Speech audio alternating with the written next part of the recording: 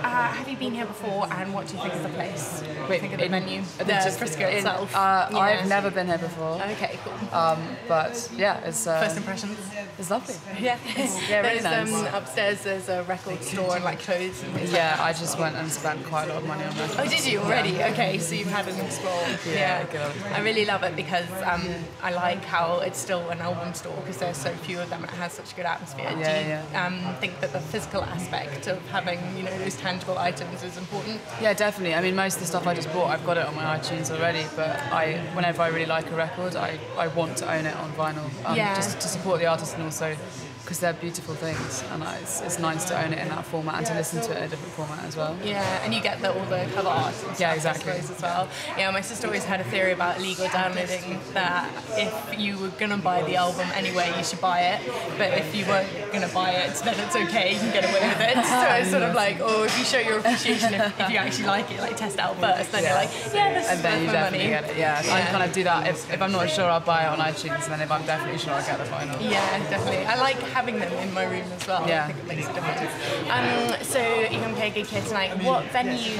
have you been playing in recently? I know you were at the Cobb Gallery on Monday in London. Yeah, we had the launch party for the album there. So that was kind of a special event. We had all of the artwork and extra images that me and the photographer took exhibited in the gallery, and then we played like a really intimate set just with the album start to finish.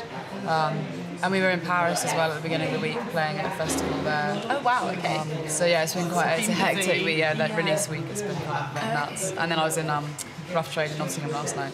Wow, okay, so all over. Yeah. With the photographs of the display at the back of your gig, is that the first time you've done that then? Yeah, it was just for this record, because we put a lot of time into making that body of work.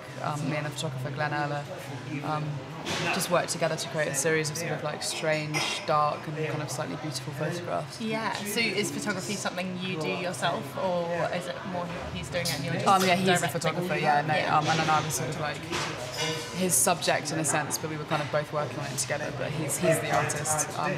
And I've been a big fan of his for about 4 years. So. Oh, okay, brilliant. Do you find with your videos as well, because they're obviously very unique and quite gruesome at times, so do you find that you're quite involved in those as well, in the idea, thinking up the concept? Yeah, I come up with the ideas for like all of the videos and artwork and everything. Okay. Bit of a control freak. Oh, really? No, I think it's just important to have a hand in all of that. You know, it's if you're putting imagery alongside music, and you spend so much time making the music and put so much effort in, I don't know why you'd stop when it comes to sort of the other part of it that's really big. They have to be connected for it to work, otherwise I think you lose something on both sides. It's definitely true, especially seeing as a lot of people see the video with the music for the first time. Exactly. So I was actually thinking when I listened to your album that although it's sort of like brooding and haunting a bit, when I then watched the videos I was like, okay, definitely like quite gruesome. Yeah, sort much of darker. That side of it up a bit. Was that intentional? Yeah, definitely. For me, the videos, that's what the ideas that spring to mind when I hear the songs that I've made. So that's kind of, it's like an extra leg of my sort of thinking. And then, you know, something like the Animal Fear video, that was also like I wanted to inject a bit of fun into it, because it was still gruesome, but it was like, you know, that sort of B-movie slasher vibe, and it's kind of a bit more upbeat. That must have been really fun filming. What was the process of, so in that you were a werewolf, so how did the whole process go, that acting it out and the makeup and it was a long process throughout the day, so we started off, did shots obviously just with me by myself, like normally dressed, and then gradually sort of added like ears and teeth and a contact lens and hair, until I was sort of fully werewolfed by about maybe 5 p.m. and then just did, and I then got the blood involved, which went everywhere.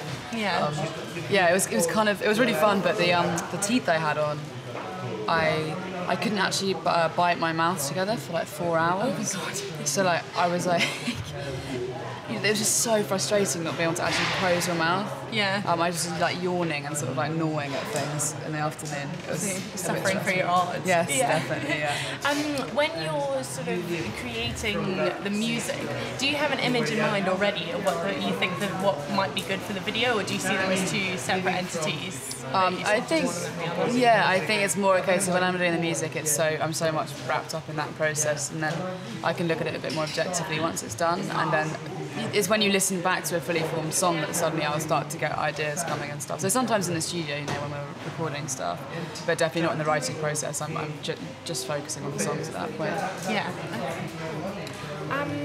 So moving on to your writing process in general then. So you started writing when you were 5? Well, yeah, I think legit? it was sort of like any instrument that I was learning, and I was learning the piano at that time, I've always been inclined to try and write on it from as long as I can remember. So I was composing sort of songs when I was really small, just because I had a piano in front of me.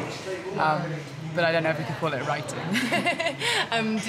Did you do lyrics as well, or was it just probably? music? But I probably didn't have a great grasp on the English language at that point, so I don't know what they would have been. I was going to ask you like what issues and like concepts you thought about. Like you know, stuff about the state of the world and the government, and I have no idea. It's amazingly early though. That's really cool. That because you said you didn't have much TV and things, so that was sort of your creative outlet. Yeah, I mean we did watch TV and stuff, and had like played computer games, but my parents didn't like us sitting in front of it all day. You know, my mum sometimes locked us outside if we'd been sitting in front of the TV for too long. And we'd go off and kind of build dens and do all the fun stuff that kids should be doing. Yeah, which is good. Like important these days as well, definitely. So obviously a lot has changed since then, and you talk a lot about sort of growing up and maturing from the first album to the second. Yeah. And obviously it's become more darker. Where do you think that stems from, and how do you see your music as related to your life? So how do the two interact? Well, I think the darkness has always been there. I just don't think I can articulate it in a more mature way now.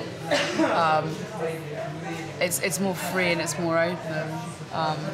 The lyrics are less abstract. They are a bit more relatable in this last record.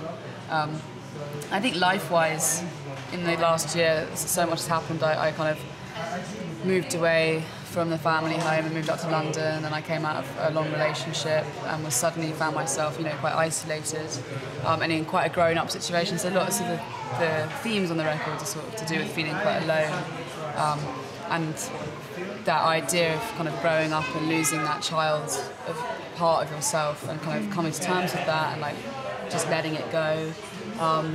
So yeah, I think that's how it sort of relates. It's hard though, it's quite a hard question to answer. Yeah. You don't identify these things as you're doing it. No. So I'm still sort of processing it in my mind. Yeah. I think I've seen that you said it's quite important to hold back a little bit or come back to it and be a bit more abstract. So it's not just self-indulgent, which is and it's a protection thing, you know. I can't be sort of telling everyone the most intimate details about my life. I write songs and I deliberately edit them at a certain point so that I'm not just bearing all, because that's for me and it's for people who are closest to me. Do you find that you write them in that kind of cathartic state initially and then go back, as you say, and edit them? Sometimes, yeah. I mean, the thing is, the melodies, and I'll usually get the first few lyrics when I'm sort of in that state and getting it kind of out. And then I usually work on the lyrics for a few days afterwards, so in that time I can sort of objectively look at them. I'm using my head a bit more than sort of like just instinct.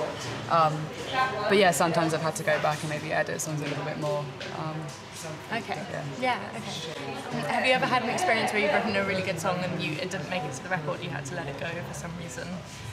No. I sort of I don't write loads and loads of songs and then just pick the ones that I think stand out to go on the record. Generally what will happen is I will write 12 songs and they'll all just go on, because I do so much editing in the process of my writing that I wouldn't even play it to anyone if I didn't think it was record worthy. Okay. So yeah, they kind of all make it onto any record that I'm doing. And this record was all new songs as well, wasn't it? So Yeah. Also, I hope you don't mind me asking this. I read somewhere that you try not to imagine too far in the future. You try to sort of take one step at a time. I was just wondering where that sort of life philosophy, as it were, came about. And I think it's just, you know, kind of being in the industry and learning from it and stuff. I don't want to kind of set my expectations too high. I don't want to pin hopes on things. I don't want to put pressure on myself. And there's so much always going on that I've got to focus on, whether it's writing or touring or making a record or whatever. That the best use of my energy and my time is to just focus on doing the task at hand the best possible way that I could, rather than thinking like, well, I'm doing this because I want that 8 months down the line. Yeah. I just really like to focused. I'm quite a focused person. I like to get things done properly. Yeah, and the album seems very much sort of set in one time. So do you think that's you achieved that through being able to sort of shut up? I think you call it the devil's chatter, or the devil's. It's the devil's bow. Is that from that Claude's Girl? Yeah. Yeah. I think. Well, in a way, I mean that's kind of the idea of that song. Claude's Girl is. It's because of my brain's sort of going crazy because I've been writing so much. And I think that happened because I kind of shut myself off from the world because I just was like, I've got to focus and write and do this now. So all those songs they sit together in a moment in time. And they kind of almost go through the whole process of the writing as well because there's ones that I wrote earlier and then you get towards the end and songs like Claude's Girl start coming out where I'm sort of like tearing my hair out and pacing my room unable to sleep because I'm like just gone a little bit crazy. Too much. And do you find that then the writing sort of alleviates that or does it get kind of worse and then better? Yeah, definitely. But you've got to find a balance. You can't keep pushing yourself too much. And then that's why the studio is so much fun because it's a relief. You've written all the songs, you've put all that creative energy, that's the hard creative energy. But when you're in the studio, it's just fun because the foundation's already there, and then you can just play with it, and that's the most enjoyable part. Of a relief as well, and you've got some grounding. What would you say to people who are starting out, or how did you? Because I know that you meet your producer at school, or you started. I started out. I did a. I was sort of in discussions with Transgressive, who now do my publishing. So I decided not to go to university and try and do music. And Transgressive became interested because Johnny Flynn is on their label, and we were never at school together, but he was at my school. And I'd been to a few of the shows and we sort of met, and he suggested to them. And I was doing a few sort of little shows and acoustic videos and things like that. And then I got picked up to do an eyewear campaign for a fashion label. And I actually met my manager on set that day, and he got in contact a few weeks later. And once I had a manager, and then I had a publishing deal, and then things start. There's a structure in place for you, and I've always been just allowed to get on with my writing and being creative, and they've just sort of structured it around me, which is really, really nice. Yeah. Okay. And do you enjoy the gigging aspect of it as well? Yeah, definitely. Yeah. What's really nice is it's got to a really versatile place because I can play shows now with my band. With the full setup, which is kind of the most similar to sound to the record, even though it sounds still live. And then we do a stripped back one with the band as well, or it's just me by myself with an acoustic guitar, or me by myself with like electric guitars and pedals and things. And I can do all these different types of live arrangement, which is it just keeps it exciting for me as well. It keeps it kind of fresh. And it's nice that you travel with the band as well, because especially as a solo artist, it's definitely a lot better, I imagine. It's fun on the road when there's sort of a gang of us and stuff, but then it's nice when it's just me and my tour manager, Brian, who I think is, she was sitting over there. It's like, it's very chilled out, because it's like just us gals, kind of really calm, but it's good having a big gang as well. Yeah. Kind of a bit more like a party. Exactly. If you got plans for after tonight? Well, we're driving to. Oh yeah, you're driving. I think that's it's not really that Tyneside for Six Music Festival tomorrow. So, and the band are joining us tonight. Is that already tomorrow? I didn't realise. Yeah, I think it started today. Oh my god! Yeah. I saw them like pumping up. Yeah. So, when are you playing there? Like what time? What time is yours? I think it's around lunchtime. Okay. And then back down to London tomorrow evening. So you're not staying for the. No. Okay. Knackered. Yeah. Fair enough. Yeah. And your brother also is into dance music and things like that. Have you ever considered doing collaboration? Well, he's remixed a track of mine called Bath is Black before, which was really cool. I loved it, and I always get really jealous when he remixes my stuff because I always think it sounds better. Really? But it's really cool to have something there that's like Marika Hackman remix. So it's like it's just nice to have it kind of have my brother involved. But I think we're both interested in maybe collaborating at some point down the line, maybe under a different name or something a bit secret. Yeah. But he's got his album coming out, and obviously mine's just come out, and so we're kind of both very busy with our own careers. Yeah. Or merge somewhere. Yeah, somewhere. Yeah, definitely. Yeah. Okay, brilliant. Well, we'll look forward to tonight. And for people who are missing it, you're also playing at Thekla in March. Yes. So they can grab you then as well. Yes. But okay, great. Thanks very much. Thank you very much. Cheers. Cool.